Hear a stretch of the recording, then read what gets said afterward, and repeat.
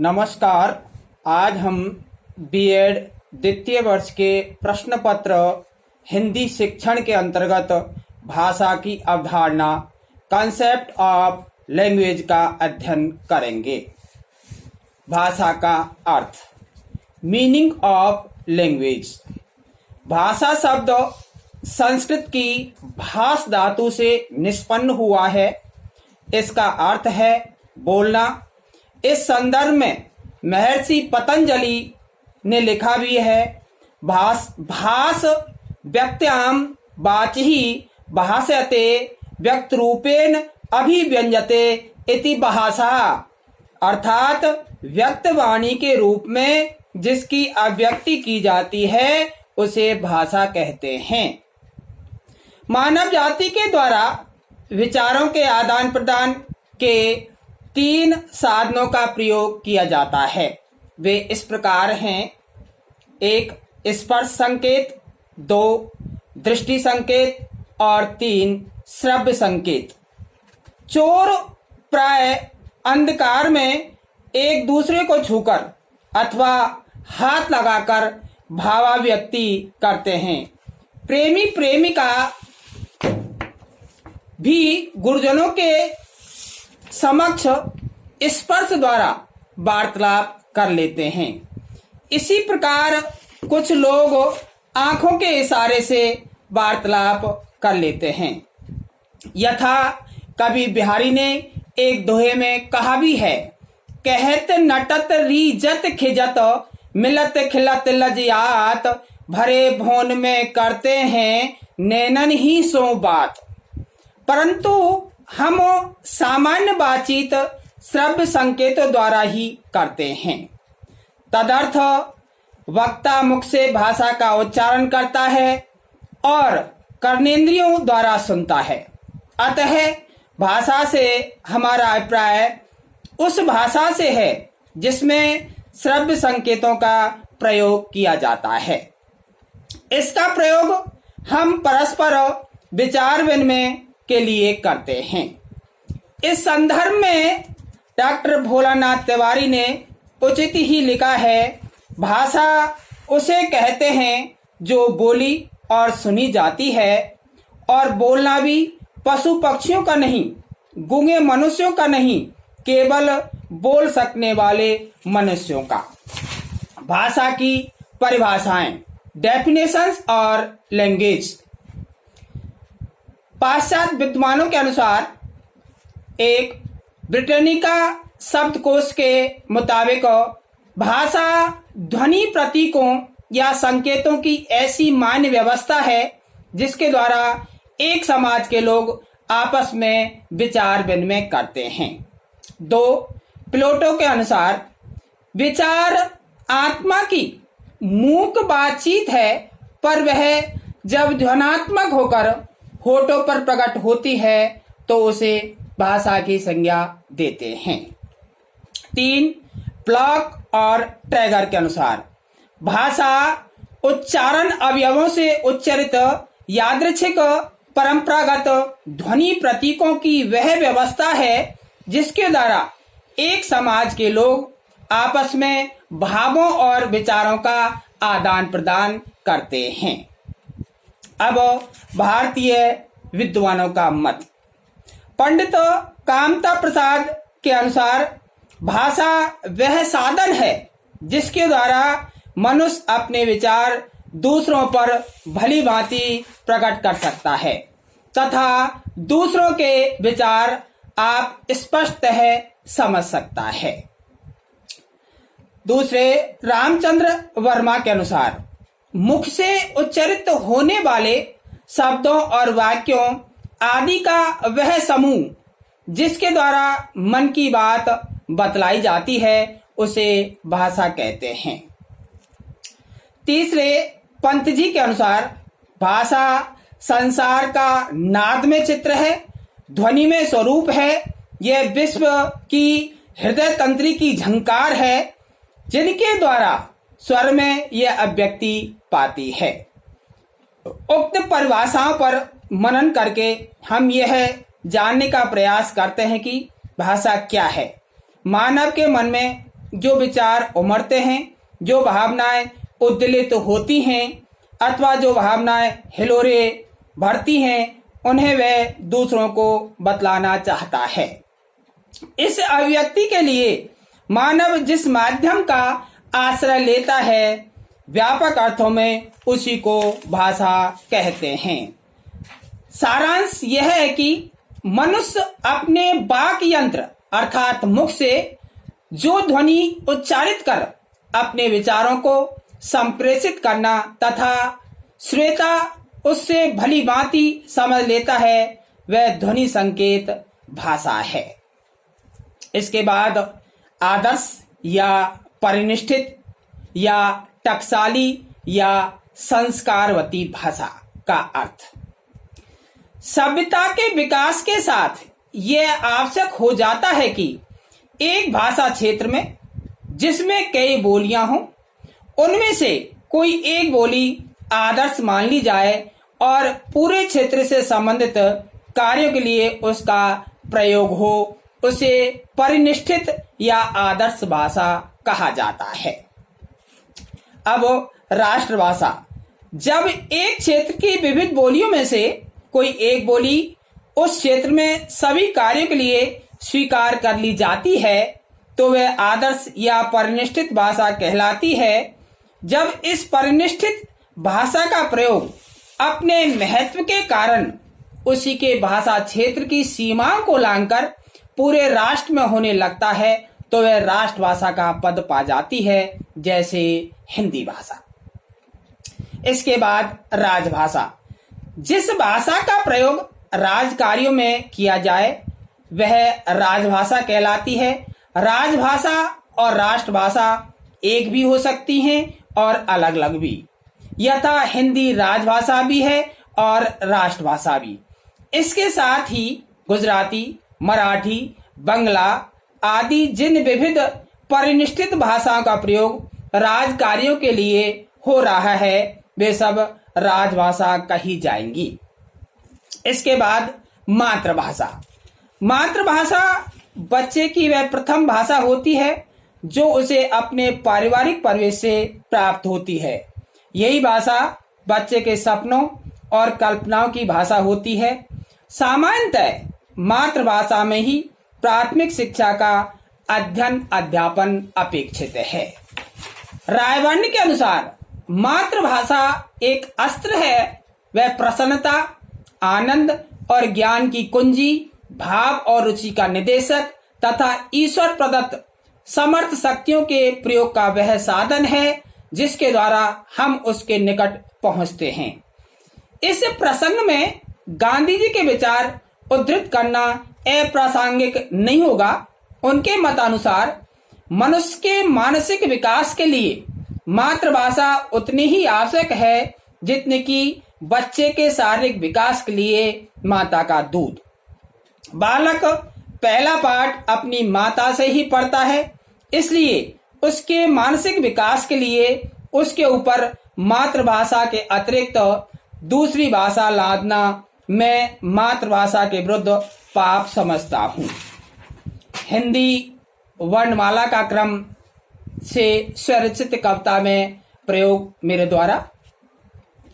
ऐसे अचानक आसे आकर मुझसे इसे इतलाता हुआ पंछी बोला, बड़ी से ईश्वर ने मानव को तो उसे उत्तम ज्ञान दान से तोला, उसे ऊपर से हो तुम सब जीवों में ऋषि ऋषि तुल्य अनमोल, ऐसे एक अकेली जात अनोखी, ऐसे ऐसी क्या मजबूरी तुमको, ओसे ओट रहे होठों की सेखी, औसे और सताकर कमजोरों को, अंग से अंग तुम्हारा खिल जाता है, ऐसे ऐ तुम्हें क्या मिल जाता है, कैसे कहा मैंने कि कहो, कैसे खग आज संपूर्ण, कैसे गर्व से कि हर अभाव में भी, कैसे घर तुम्हारा बड़े मजे से जैसे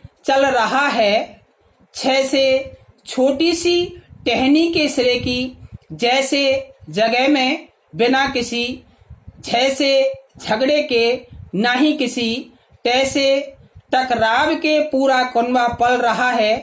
ठैसे ठौर यही है उसमें, जैसे डाली डाली पत्ते पत्ते, ढैसे ढलता सूरज तैसे तरावड़ देता है। थैसे थकावट सारी परे, जैसे दिवस की तारों की लड़ियों से, धैसे धन धान्य की लिखावट लेता है। नैसे नादान नियति से अनजान अरे, पैसे प्रगतिशील मानव, फैसे फरेब की पुतले, वैसे मन बैठे हो समर्थ, भैसे भला याद कहाँ तुम्हें, मैं से मनुष्यता का अर्थ, यैसे ये जो थी प्रभु की, रैसे रचना अनुपम, लैसे लालच लोभ के, वैसे वशीभूत होकर, शैसे शर्म धर्म सब त्याग कर, सैसे षड्यंत्रों के खेतों में, सैसे सदा पाप बीजों को बोकर, हैसे होकर सम से दूर, छैसे क्षण भंगुर सुख में अटक चुके हो, त्रैसे त्रास को आमंत्रित करते, जैसे ज्ञान पथ से भटक चुके हो। कविता में पुनः इसका वाचन।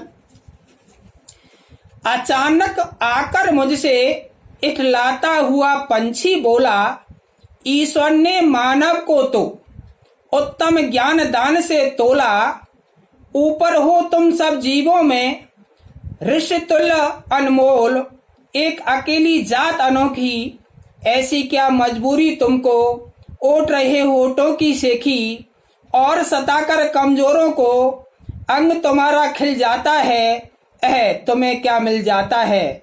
कहा मैंने कि कहो खग आज संपूर्ण गर्व से की, हर अवाम में भी घर तुम्हारा बड़े मजे से चल रहा है।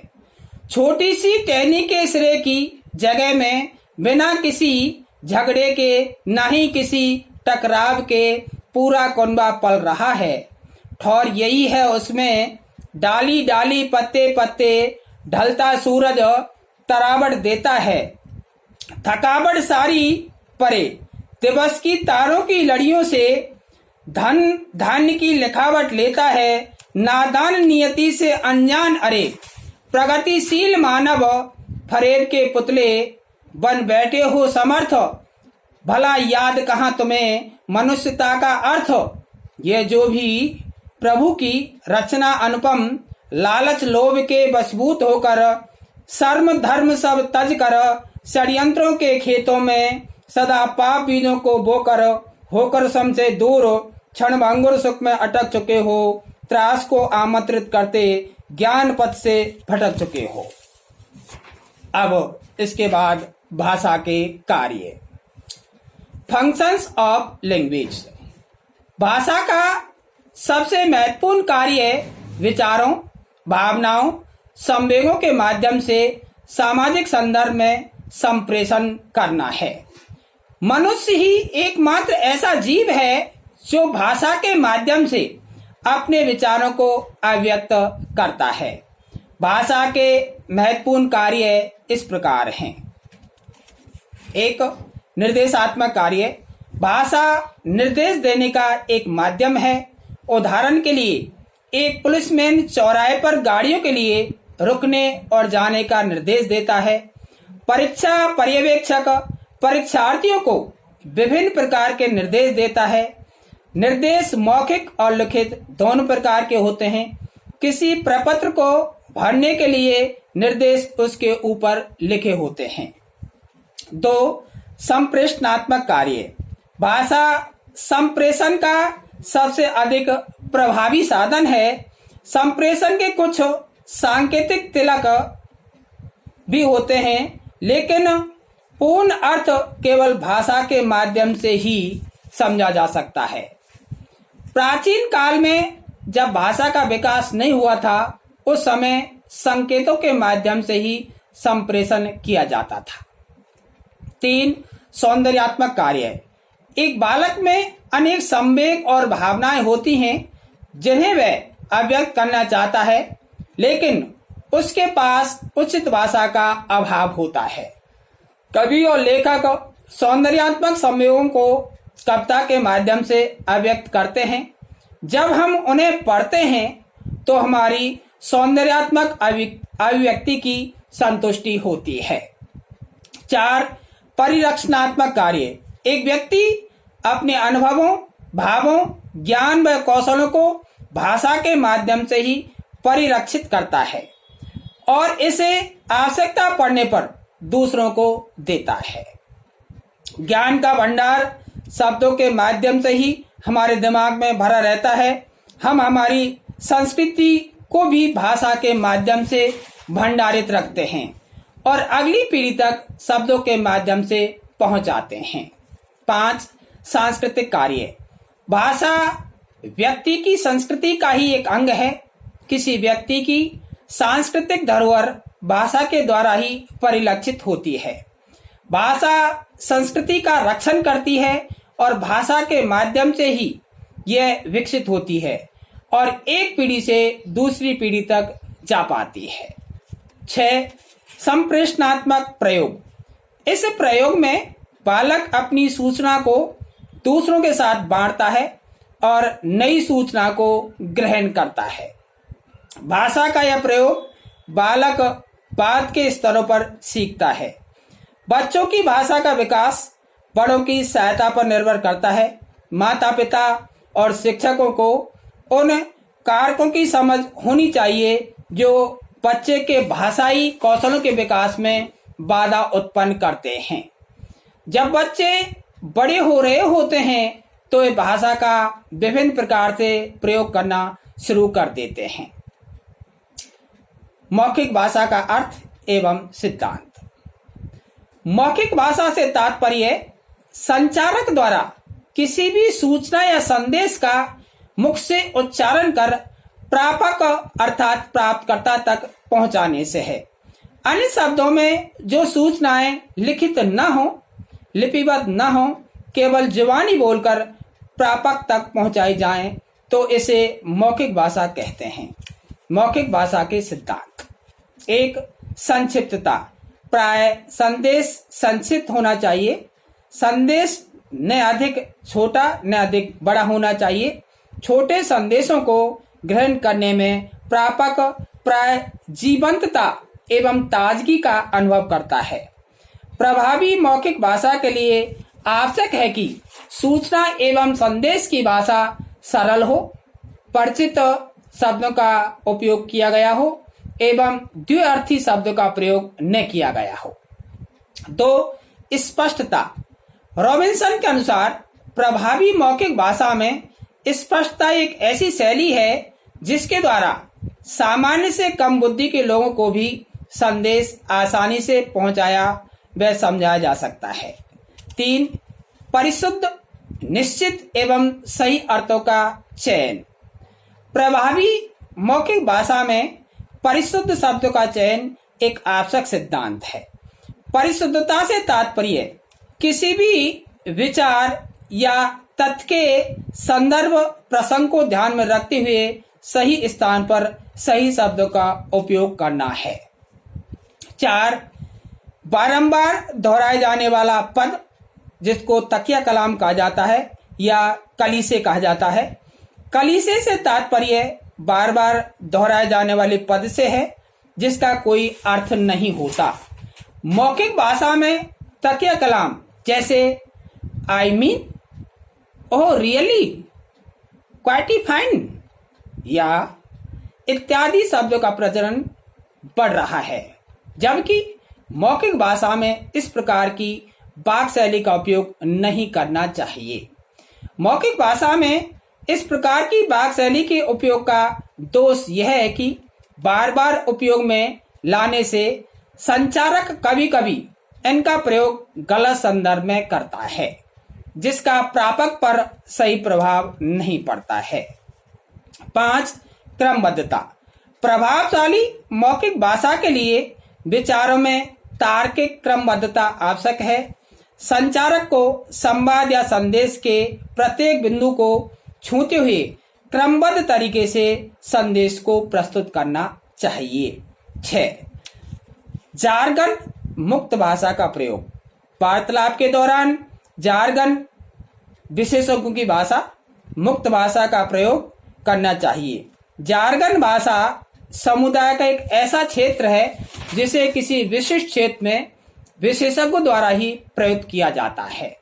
उदाहरणार्थ विधि, वाणिज्य, रक्षा एवं क्रीड़ा से संबंधित शब्दावली, इन्हें विधि जार्गन, रक्षा जार्गन, वाणिज्य जार्गन इत्यादि भी कहा जा सकता है। केवल वही व्यक्ति जो विषय विशेषज्ञ होते हैं इन जार्गन को समझ सकते हैं, परंतु सामान्य वार्ता में इन शब्दों के अर्थ को दूसरे व्यक्तियों के समक्ष स्पष्ट करना चाहिए। 7. संप्रेषण 7 चीज। प्रभावी मौखिक भाषा में 7 चीज का ध्यान रखना चाहिए। 1. पूर्वाग्रह रहित। 2. स्पष्ट। 3. पूर्ण। 4. संक्षिप्त एवं सारगर्भित। 5. मूर्त या यथार्थवादी। 6. सही। 7. विनीत या शिष्टाचार युक्त भाषा। अब लिखित भाषा का अर्थ एवं उसके उद्देश्य। लिखित भाषा से तात्पर्य ऐसी सूचनाओं से है जो मौखिक न होकर लिखकर दी गई हों। लिखित भाषा में प्रत्येक संवाद में शुद्धता निहित होती है। जब मौखिक भाषा द्वारा संवाद संचरण संभव नहीं होता या श्रोता से संपर्क करना अपनी पहुंच से बाहर होता है, तब लिखित भाषा ही एक श्रेष्ठ विधि होती है। लिखित भाषा के उद्देश्य। वर्णों की ठीक और सुंदर बनावट सिखाना। 2. सुंदर तथा सुडौल लेख का अभ्यास करवाना। 3.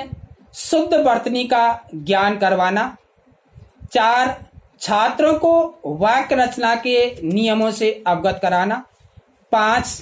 विराम चिन्हों का उचित प्रयोग करने की शिक्षा देना। 6. विद्यार्थियों में शब्द के विभिन्न रूपों जैसे भाषा में मुहावरों, लोकोक्तियों तथा सूक्तियों का प्रसंगानुकूल प्रयोग करने की शिक्षा देना। 7. छात्रों को इस योग्य बनाना कि प्रसंगानुकूल और विषयानुकूल भाषा का प्रयोग कर सकें। 8. विद्यार्थियों में तार्किक रूप से विचारों को अभिव्यक्त करने की योग्यता प्रदान करना। 9. विद्यार्थियों में यह योग्यता उत्पन्न करना कि वे अपने विचारों या भावों को लिखित रूप से व्यक्त कर सकें। 10. स्पष्ट और साफ साफ लिखने की आदत डालना।